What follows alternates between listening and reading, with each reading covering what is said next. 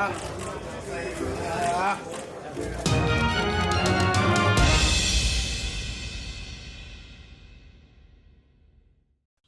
Ranks Bob Arum gets at Eddie Hearn, calls him clueless, and says he's full of himself. What up, Fight World? It's your boy Ego, and I'm back with some more boxing. Make sure you smash the like button. Also, subscribe to the channel for the latest and greatest in boxing. If you want to become part of the gang, notification gang, please hit the bell icon. Shout out to the Super Chat channel donations, the Venmo donations, and the Patreon family.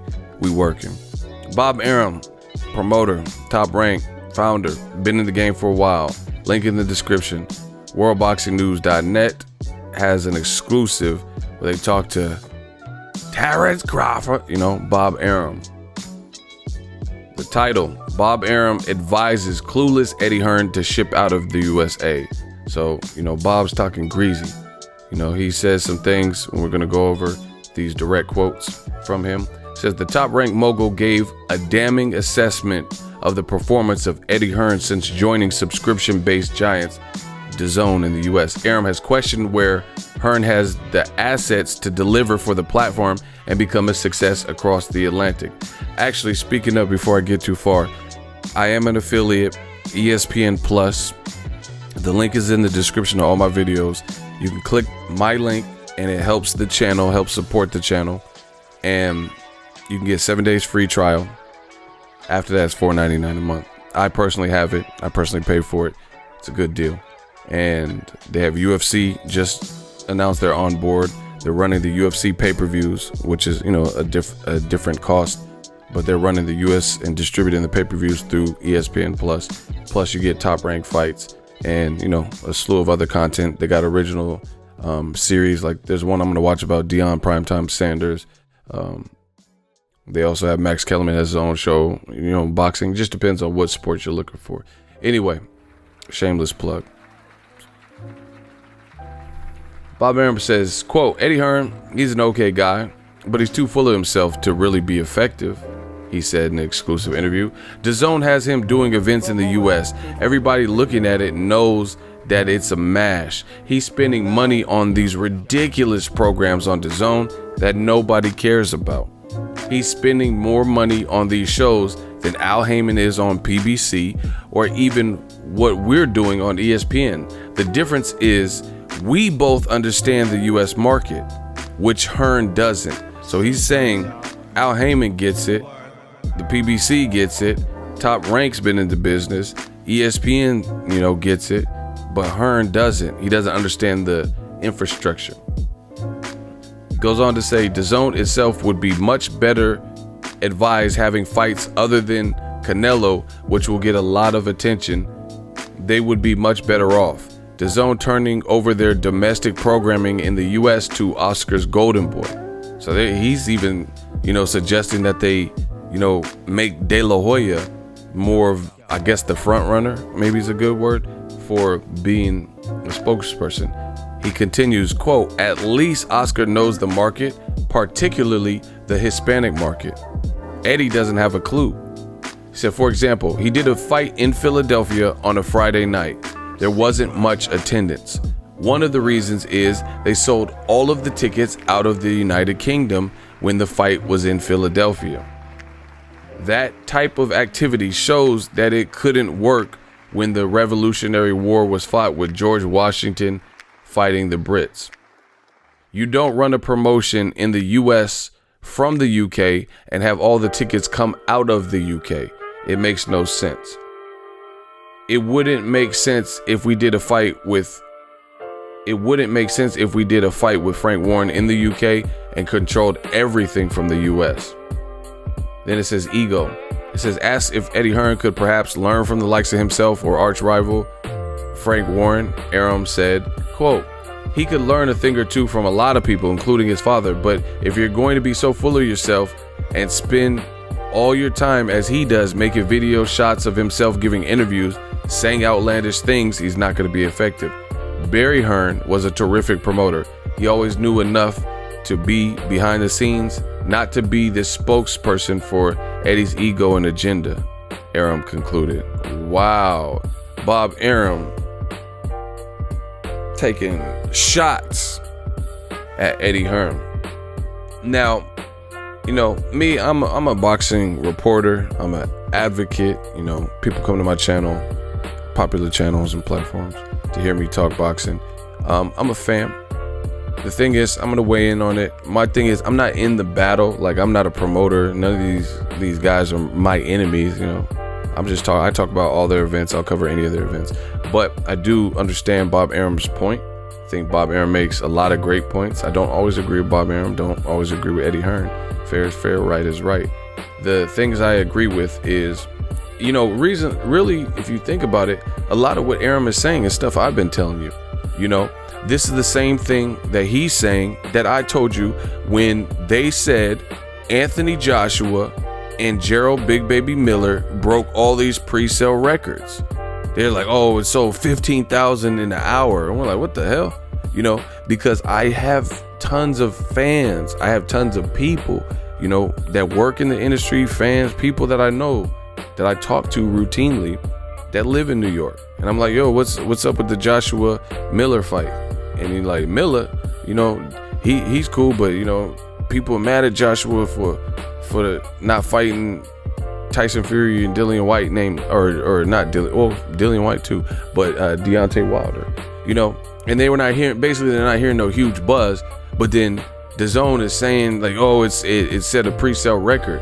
And it's because a lot of brokers, you know, people, the same games they play in the UK, it don't work over here. America's set up different.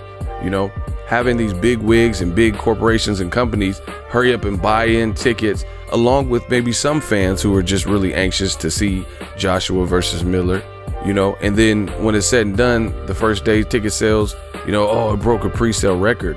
But what happens is, and I reported about this, when you have corporations doing that, they're doing it solely for profit. They're not trying to go to this fight. They're not just like fans of the sport. They're trying to scalp the tickets and flip them and advertise, you know, hope the event sells out and sell them for a higher rate. And you've seen it. Gerald Miller versus Joshua, you've seen people a couple days after the pre-sale, before tickets went on sale to the public, and there was tickets listed at $15,000 for ringside, you know, trying to get people like, oh, it's going to be a big fight, you know, if you want to be ringside. And then they hiked the price up 8-9 times their face value, right? This is similar to what Bob Arum is saying. I mean, you know, you're having, and you look at a lot of people, packages and stuff. The UK has great fans, and Joshua, you know, some people from the UK probably want to travel. But what Arum is saying is, you know, Miller's from New York. You know, the fight is staged in America. That's not really the way to do it. Like, he's talking about the Philly card was Tevin Farmer and Jonu, you know, so he's fighting a UK fighter versus a Philly fighter. But what about the immediate area of Philly? That fight had less than 5,000 people there, you know. So you have to have sales in that specific demographic, not have a ton of people coming from the UK only, and then knowing that America is interested in that particular matchup. Does that make sense to people?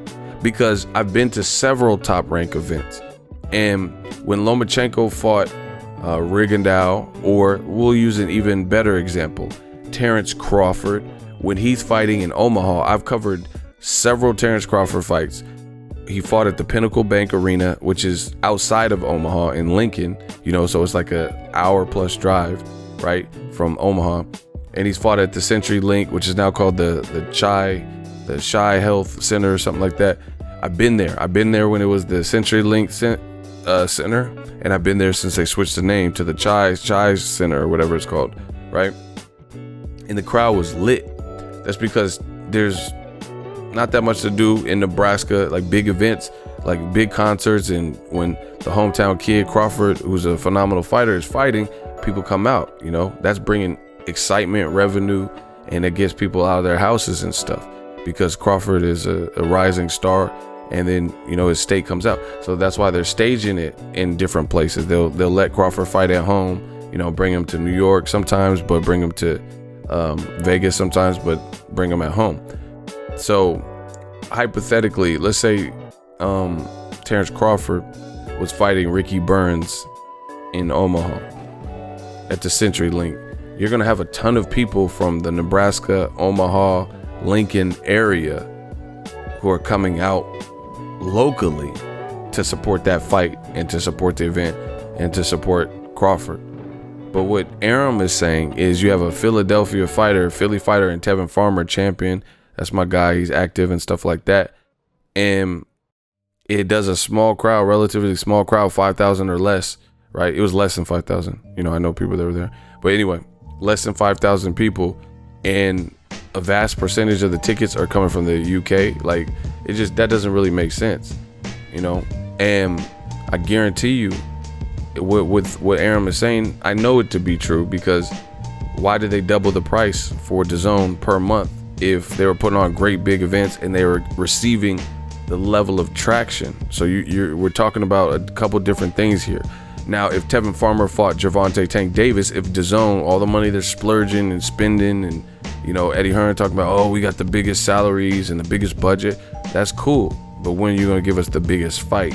You know, fight that, like, there's not really many fights that have been on Dazn that you could even remotely begin to charge for pay-per-view.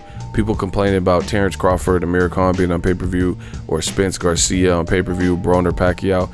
There's not any fights that have already happened on Dazn that I think really even justify a US pay-per-view price tag. The first one would probably be that you could get away with selling on pay-per-view, if Dazn did pay-per-view, would be Canelo Jacobs, and, you know, maybe Anthony Joshua, Gerald Miller, I don't know, you know. But these Demetrius Andrade, Artur Akov, they're just not relatively big fight. Again, that's Dazn. That's something they're gonna have to work out. They're a new company. You know, Apple just announced Apple TV Plus. You know, Disney's coming out with their own streaming app. HBO has one, Showtime has one, ESPN has one, obviously Netflix, Hulu. This stuff adds up. So Dazn, you know, is looking like the odd man out right now, because they haven't been able to lure the huge names over. And then the ones that they do have, they either have to fight dangerous fights, which could hurt their stock if those A-level fighters like Canelo or whoever loses, or B, put them in safety matches and like kind of cherry picks, you know, and not risk, you know, ruining Canelo Triple G too. So you put Triple G in with somebody who's, you know, he should beat. So they got some different things, and you know, a lot of what Arum is saying right here is true. You know, I can't tell Eddie Hearn to leave America, but his bravado and his arrogant attitude, like that pompous attitude, I think that's worked against him. And I've already said the same thing. That's what I'm saying. Me and Bob Arum, we seeing eye to eye, like we saying some of the same thing. He came in like, okay, you got to understand, Bob Arum has worked with Al Heyman. You know, Terrence Crawford, Felix Diaz, Terrence Crawford versus John Molina. So even though Bob Arum takes shots, you know, it's kind of like, you know, Bob Arum's been in the game. He's like an OG in the boxing promoting game. So, you know, he takes shots at Al Heyman. Eddie Hearn's a little bit different, because although he's worked with Al Heyman too, you know, but he was taking major shots and talking like, I'm going to take over the US market and all these promoters are going to be shook and scared. And he was taking different types of shots. You know, it's harder to quantify. And he was doing it with, like, Bob Arum's with the company that's already established. ESPN, everyone knows what that is. Not everyone knows what Dazn is. So you're at a different point in the blossoming of the app that you're getting behind, you know? And you're taking a shot at Al Heyman, talking about PBC did this wrong. PBC wasted money. PBC changed their ring entrances. You know, we got more money than Heyman. We got more money than Top Rank. And, you know, and you're alienating yourself and rubbing people the wrong way, and you don't fully understand the market. This is what Arum is talking about, in my view. You know, if I'm summarizing what he's talking about, he's like, you know, how you selling for U.S. promotions? You got fights that no one's even talking about, no one really cares about, and on top of that, bulk of the tickets for some of those events are coming from the UK to see Katie Taylor and stuff, and she's not even the main event. So how is this a successful business? That means you're not really resonating with your American clientele, the American patrons. And this is what I've always told you from the beginning. Eddie Hearn, he's a good promoter, but his stable is vastly built up with Matchroom, Rematchroom. You know, they're vastly built up on UK fighters. That's where he started. So branching off and then opening up Matchroom Italy and Matchroom USA. That's cool, but one, you don't want to create more enemies. You should operate like Al Heyman operates silent. Nobody knows what fights he's at. I've covered all these guys' fights, never once seen Al Heyman. I have seen Arum several times. I have seen Eddie Hearn. I've never once ran into Al Heyman in the elevator, in the hotel, behind, backstage. Never. I've been in fighters' locker rooms. I've never seen Al Heyman. So he's just different. He's off the grid. He's a ghost. Eddie Hearn, he's like what Suge Knight was saying at the 95 Source Awards. Any of y'all artists want to remain artists? You don't want to have to worry about the executive producer, all in the video, dancing. Come to death row. Eddie Hearn, all in the video, stuff like that. Bob Arum's a businessman. He does videos, he does interviews, but it's not the same. Eddie Hearn, like, he's getting pantsed by his fighters and then mooning people and, doing 30-minute, hour-long interviews and, like, just playing games, like making jokes. And it's cool and stuff. That's cool. People know who you are, know the face and stuff, but, like, you're also creating, like, an irritant with fans. Oh, nobody knows Wilder in New York, and asking random people, playing these little gags and games and stuff. Meanwhile, Wilder's profile is building. Meanwhile, your company that you work with, Dazn, wanted to sign Wilder and he turned them down. He wanted to sign him for $100 million. Meanwhile, ESPN, another big company with a big boxing budget, wanted to sign Wilder. Meanwhile, Showtime, probably gave Wilder more money to keep him on the network to fight Dominic Breazeale. So all these little games and stuff, this is the type of stuff Bob Arum is talking about. Like, you all up in the video, and there's just different level of activity. This is what you see where it says right here. It says ego. It says if you're going to be so full of yourself and spend all your time as he does making video shots of himself, giving interviews and saying outlandish things, he's not going to be effective.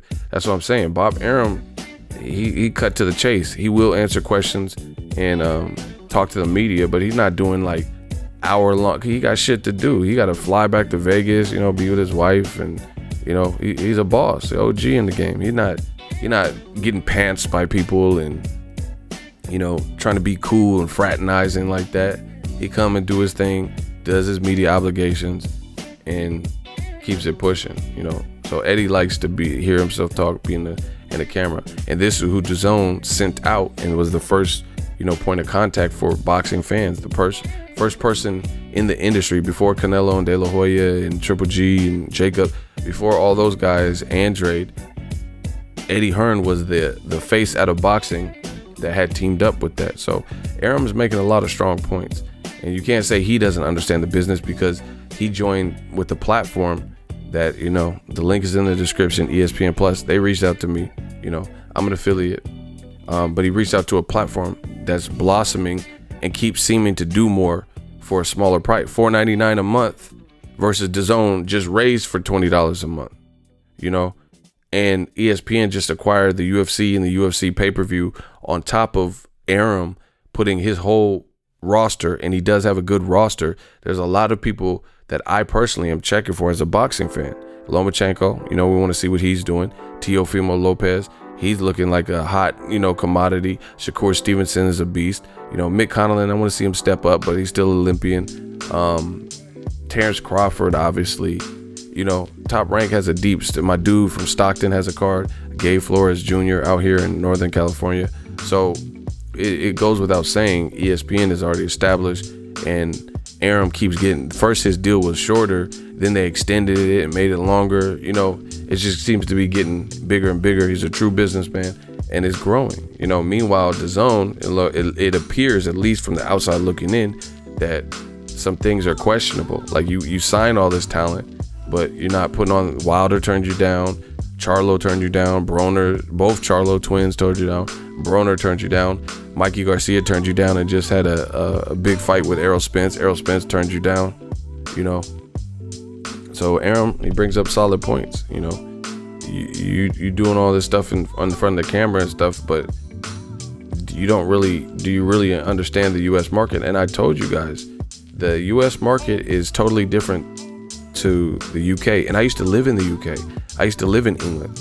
We're talking about two different worlds, just lifestyle wise. I'm not even talking about just boxing. I used to live in England. People would actually ride the bus willingly. You know, in America, it's different. People don't really ride the bus unless, you know, they don't have a car and they have to. You know, there's some people that ride the bus, but buses are, you know, in America are different. You know, they're not clean and nice like double deckers and stuff. So you do it if you have to, you know, to get to and from. But there's a lot of weird stuff. People pee on the bus. And, you know, I just seen this video of this dude on the train kicking this old lady, you know, just weird shit like that. So some people stay away from public transportation versus you go to places like Europe, you go to places like England. Public transportation is the main means, you know. That's why they have less smog and pollution than places like LA. People complain about traffic, but everyone is in traffic driving. Everyone wants to have a car. You go to some of these other places and countries, not everyone has a car. Some people bike to work. You know, there's not that many people that I know that don't have to, that have a car or two, and they bike to work, you know, daily, you know, unless they live super close. So it's just different worlds, you know. Boxing is no different. The lifestyle, I'm sure if you come to England, if you come from England to America, gas prices are different. I'm sure there's a lot of changes, and boxing is the same way. The fights that are accepted and the fans stay loyal to, for like Ted Cheeseman versus, you know, Gouda Dan and stuff like that, that's cool. The UK might go for that, but boxing fans in America aren't. You know, boxing fans in America are like, who the fuck is Ted Cheeseman? Because he hasn't been introduced. You know, Canelo's the biggest star in boxing. That's because he's been introduced to the American market on Floyd Mayweather pay-per-views. He fought Floyd, he fought Cotto. You know, people know who he is, even though he doesn't even really speak much English. You know, same thing with Triple G and some of the other guys. People know those guys. But then, like I said, Dazn has to make choices. Do you not have a better fight that's going to lure people to your app in hopes to try to make a bigger future fight, or do you know, make the fights? Because to me, they're in dire straits. They need the big fights now. They need Triple G versus Andrade winner fight, Jacobs Canelo winner. They need those types of fights because you're already dealing with a company that's new in this arena. So those are just some of my thoughts. Bob Arum was telling Eddie Hearn, like, he don't get it. You know, he don't understand. He said, basically, me, Al Heyman, we definitely understand the market. He said De La Hoya would even be better, you know, being at the helm and being the main spearhead for Dazn, because at least he gets the Latino market, the Hispanic market. He's like, Eddie Hearn, his words exactly was, Eddie Hearn is clueless. And that's what I'm saying. Like, see, I'm not talking about Golden Boy with Dazn. Let's talk about Eddie Hearn matches. Name a Eddie Hearn card, right? Just so you know. Name a Eddie Hearn card in America that the major fights on that card, there were no UK fighters. You know, just think about this. And some people, like, I'm not saying I'm anti-British fighters or I'm anti, but we're not fighting in the UK. We're not fighting in Great Britain. We're not fighting in Suffolk. We're not fighting in London. We're not fighting in Wembley. You know what I'm saying? So you have to, I would imagine, when in Rome, do as Romans do. Name a Dazn card where, you know, you don't have a lot of UK fight. And this is the problem, because most of his stable, Rematch Room, most of their stable is UK fighters. So all these fight dates, he has 16 US dates or 16 UK, all this stuff. That's the people he has, you know.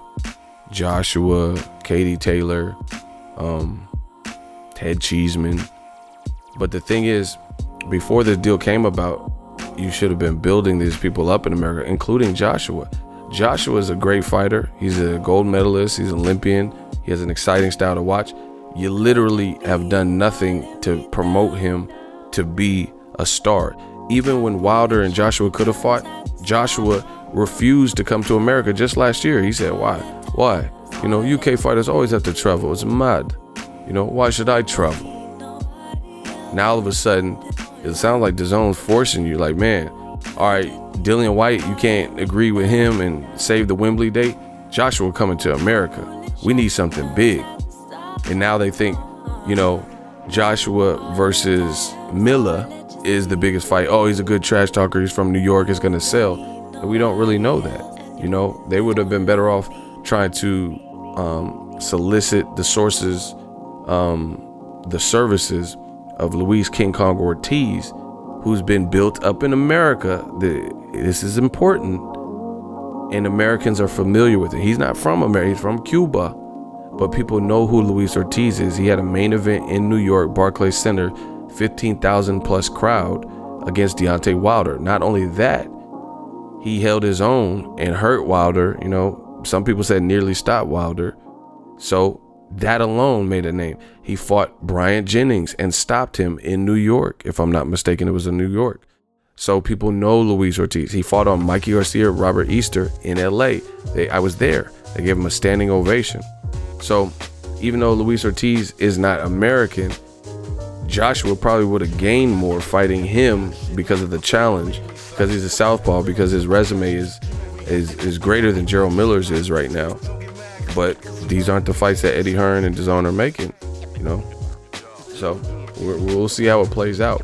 But the point being, when in Rome, do as Romans do. You're in the USA. That's fine if you put British fighters on the card. That's cool. But the biggest fights and the baddest fights shouldn't just be Katie Taylor, you know. What about the big match? You know, Tevin Farmer versus Jono. They're going to have to pull the trigger on some fight. You know, Miguel Berchelt, who's fought in America a couple of times. You know, what about Tevin Farmer and Miguel Berchelt in Texas or LA?